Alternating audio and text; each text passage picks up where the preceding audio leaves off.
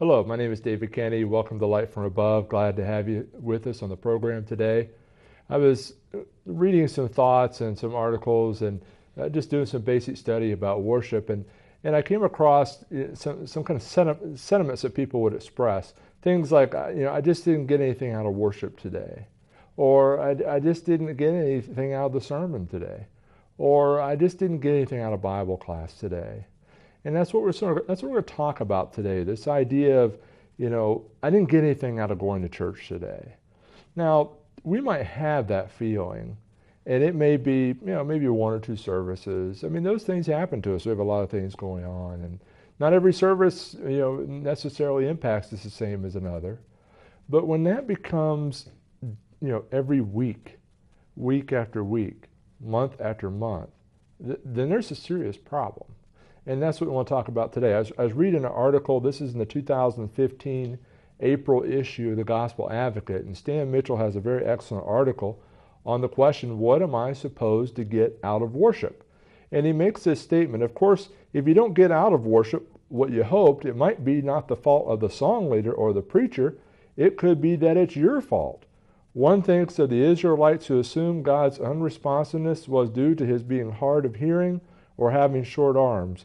Instead, the fault lay in the iniquity separating them from God. Isaiah 59, 1 through 2. It's not new, but we could definitely see it. There's this trend, and it's been around for a long time, that we measure our experience. We use our experience and how we feel when we come out of a worship service. If we feel good about it, then we automatically assume that it was good. And that could be a faulty assumption. That's something that, there's a lot of people, a lot of churches today are into performance worship. They're really into that. And they measure their success by how well the participants, the audience, feels about it. And that's a big mistake. That is a big mistake. We cannot lose the sight of the fact that, God is the object of our worship. He is the audience. We're not. We're the participants, all of us. And so, the idea that we measure a worship service by how we, what kind of feeling we get from it as the way to show whether it is valuable or not, or good or not, could be very dangerous. We must be aware of the fact that sometimes our feelings don't always follow those types of matters. For example, there's a warning about feelings in Jeremiah 17:9. It says, "The heart is deceitful above all things and desperately wicked. Who can know it?" So the idea that you go by your heart, by your feelings, you may be way off.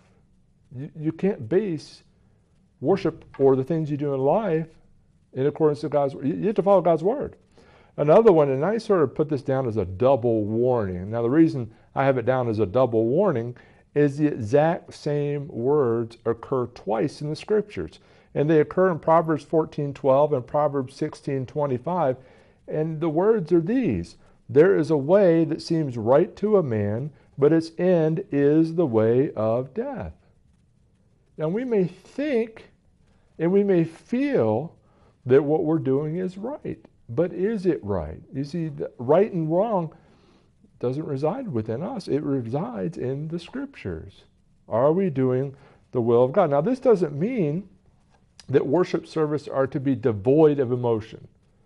Doesn't mean that we're supposed to just be little robots doing whatever and we have no emotions whatsoever. That's not what I'm talking about. But when you formulate a worship assembly and activity, when you start tinkering around and adjusting things based on people's feelings, that can be a very dangerous assumption. It could be a big problem. What are some of the proper emotions we may experience in worship? Well, there's several, and we're not going to talk about that today. Today we're going to talk about the question is, before the emotional part happens, what do I bring to worship? What do I bring to worship? How do I prepare for worship? Maybe it might be that it's not necessarily the preacher or the song leader. It may be me. I might have some things that are prohibiting me from having those kinds of feelings that I think I'm supposed to have. But what could they be? Well, maybe before we start thinking about the feelings we have in the worship service, maybe we ought to think about the feelings we have toward each other. The first one's reconciliation. Reconciliation, Matthew chapter 5, 23 through 24. Is it still possible to worship God but have bad feelings towards one another? Now, some people can do that, and our worship is not dependent upon other people in the sense of we can worship God in spirit and truth, even if somebody next to us is not, provided that we're doing the things that God would tell us to do in the way that He would tell us to do them. But what we're talking about is conflict, reconciliation. Jesus made this statement in Matthew 5, 23 through 24. Therefore, if you bring your gift to the altar and there remember that your brother has something against you, leave your gift there before the altar and go your way. First be reconciled to your brother and then come and offer your gift. Could it be that one of the reasons why we don't enjoy worship service, or we don't feel like, could it be that we have harsh feelings? And maybe not just harsh feelings towards God, but maybe we have harsh feelings to other people in the audience. Maybe we are bitter. Maybe we have envy. Maybe we have those kinds of trouble. Maybe we have conflict. Now, some people say, but what do we do about that? And some people say, well, they should come to me. And the other person would say, I should go to them. But reconciliation has to occur. It has to occur. And some people may say, well, why should I do that? Why should I make the first move? Well, maybe they need to back up and think a minute about that. God made plans for our reconciliation to Him before we committed sin. Those plans are there. He made that first move. And we sit back and we say, I am not going to worry, or I'm not going to trouble myself worrying about reconciling with a brother and sister in Christ. And I'm just going to harbor these hard feelings. And you keep doing that. And pretty soon, those emotions and that negativity, it is going to just crowd out the things that you really want to experience, you really appreciate. So maybe one of the things we need to do is look at reconciling with God and reconciling with our brothers and sisters in Christ. Well, the next one, what about this one? Purification. We talk about how we feel about one another, but what have we allowed into our thoughts? What have we allowed in there? We need to cleanse our minds of impurities. They may prohibit us from being able to worship God in the way that, it might be that we have a purification problem. What do we do on Saturday night before we go to worship the next day? How late do we stay up? What are we watching? What kind of impact is that going to be? James wrote about this. He said, draw near to God and He will draw near to you. Cleanse your hands, you sinners, and purify your hearts, you double-minded. I was reading this story about the effects of TV on children. Now, obviously I'm on TV here, so not all TV is bad, and I understand all that. But I was reading this study about the impact of television on children. And here's some of the things that it said. One, Dr. Rich, director of the Center of Media and Children's Health at the Children's Hospital of Boston, testified that the correlation between violent media and aggressive behavior is stronger than that of calcium intake and bone mass, lead ingestion and lower IQ, condom non-use and sexually acquired HIV, and environmental tobacco smoke and lung cancer, all associations that clinicians accept as fact, on which preventative medicine is based without question. That is, to me, an astonishing statement.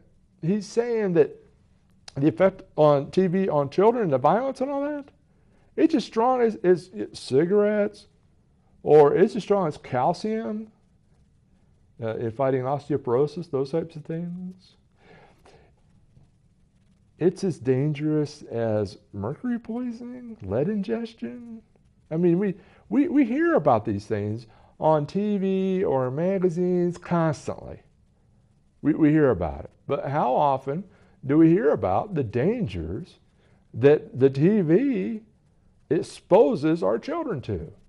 And you might think, well, it's not, a little bit's not going to hurt anybody.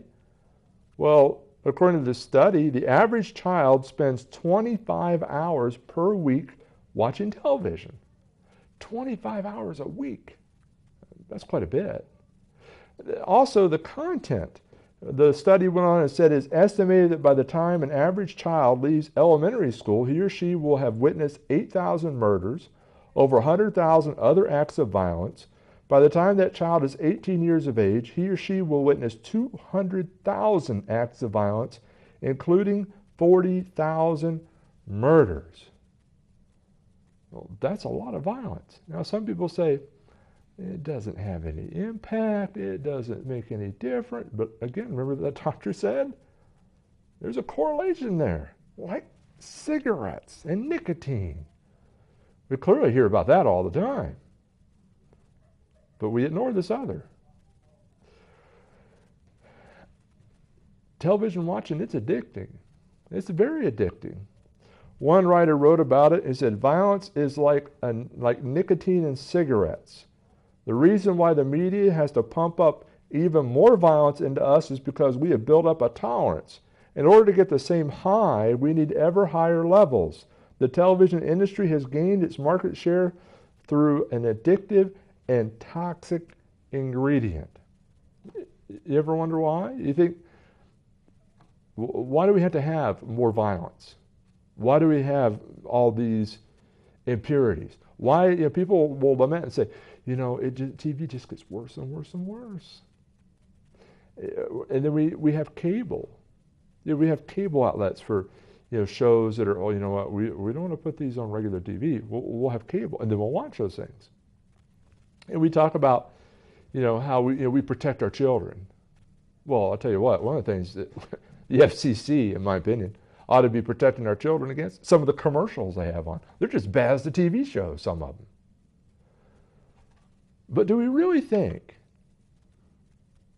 that this has an impact on children? Well, it definitely does. I mean, the science is there. But do we really think it doesn't impact us too? Do we really think that?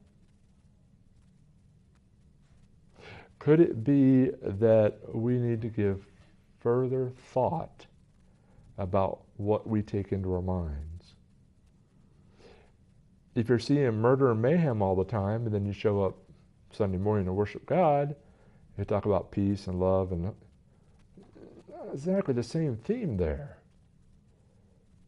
Can that have an impact on our ability to be able to worship properly and have the proper spirit and the feelings about it? I think it could. Definitely something we need to think about. So we talked about reconciliation, bad feelings about one another, purification, bad thoughts that we have in ourselves. Now let's look at the next one, is preparation. Worship is work. It's not, it's not fun in the sense of entertainment, but some people think that it is. But it's work. And, that's something we need to maybe think about more. Do we get enough sleep? Some of us stay up so late, whether it's watching TV or we have to work. Sometimes there's some things that are very hard for us to correct or to make better. But do we prepare? Do we even think about it? When I was in industry, there were times that I would wake up later than others. And I would really try to make sure that I got as much sleep as I could. But the problem is sort of a trade-off. I would do everything I could, and then I would overdo it, and then I'd be pushing it. I'd be pushing it to get to work on time. And that pushing it feeling goes all the way through traffic, pushing it. And then I get to work, pushing it. I don't really have very good days. When I worked in the industry, those days were harder. Anytime I push it.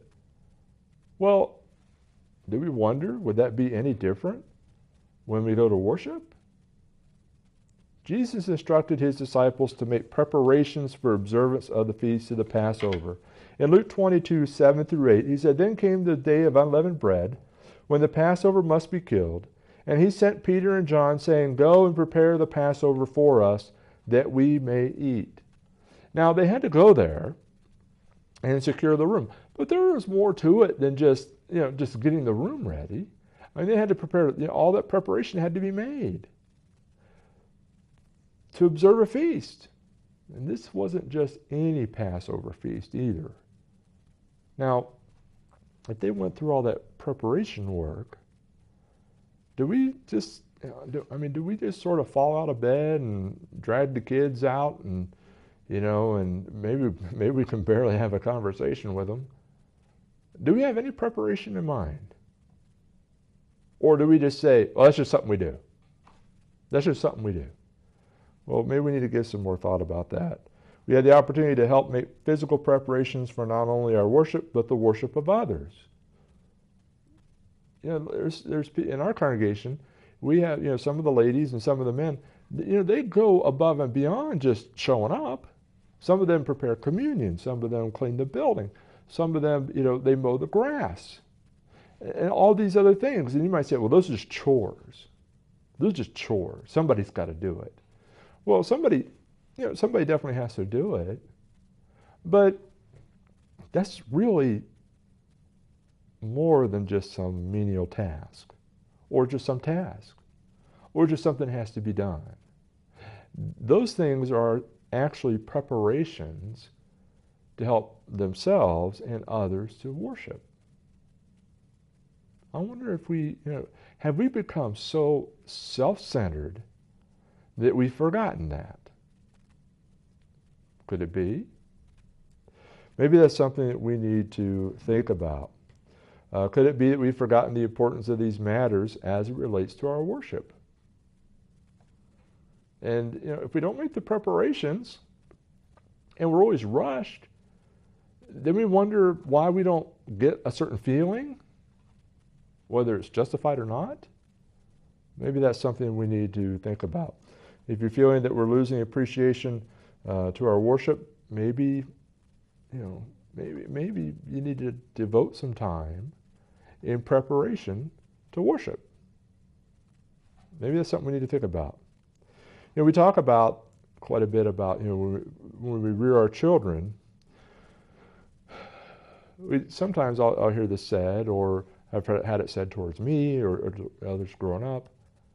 So if you have a child that's been spoiled, that talk about the spoiled kid and how they act, and they basically take really nice stuff and treat it like garbage, and they don't have any appreciation for it. And they just, our society is so rich. I wonder, it would be nice if we could bring back, say, 70 people from 70 years ago and have them look at our kids. And I wonder how many of them would say, what a bunch of spoiled brats, based on the things that they have. I wonder. And it'd be a shock. I imagine it would probably infuriate some of us. But we have so many possessions. It's just uncanny. Now, one of the things that I remember growing up and talking about these kinds of things is they would say, if you really want your child to appreciate, say, a car, or a stereo, or whatever, an iPad, whatever. You really want to appreciate, make them work for it. Make them work for it. When's the last time we made our children work for anything? Congress and federal government and people, they're pushing for more and more grants and loan and just giveaway money to give to people to go to school. And yet it seems like people don't necessarily appreciate that. Why? Well, maybe because they didn't work for it. Or maybe, there's a definite correlation there. Working for something and appreciating it, valuing it. Well, maybe, if we're not appreciating our worship service so much, maybe we ought to give some thought, not just to ourselves, but ways that we can work to help others appreciate the worship service. Serve others. A lot of it's how you look at it. Maybe you can count money. Maybe you can take attendance. Maybe you could do the bulletin. Maybe you can arrange this. A lot of those things are a lot of work. And some people don't even realize it because they've never done it. When I was a teenager, I had the opportunity to schedule men to serve. And we had several men. And I'll tell you what, it didn't take me very long to realize by the time you come up with a list of men, this is before the computer, this is on the old typewriter, you come up with a list of people that you assume are going to be there, and you go through and you type all that up, and then you put it there, and you've got to make sure the people show up, because everybody likes to think that everybody checks that list, but they don't. And there is no solution to that. Good luck trying. They've been trying for years. But you know what I learned from that? That's a lot of work. The men who do that now, I have a lot of appreciation for the work that they do. When we sit down or we're in worship service, I realize the great amount of coordination that goes into that. And so my appreciation goes way up. And I'm more receptive to experiencing more out of the worship service. We're going to do that? Or we're going to sit around and complain about it? Are we going to do something? We're real good at complaining. How are we at doing? Maybe that's something we need to think about. Well, that sort of goes into the next one. The next point is contemplation. To contemplate. We talk about reconciliation. How do we feel about one another? Purification. What's captured our thoughts? Preparation. Worship is work. It's not fun in the sense of entertainment, but contemplation. Think about what you're trying to do and to whom you're trying to do this. Do we even contemplate what we're trying? Do we prepare our minds through prayer, study, meditation, song before we even leave the building? Do we prepare what we're going to put in the collection plate? What about class lessons? There used to be a time, now maybe it is in your home, where you had a class book.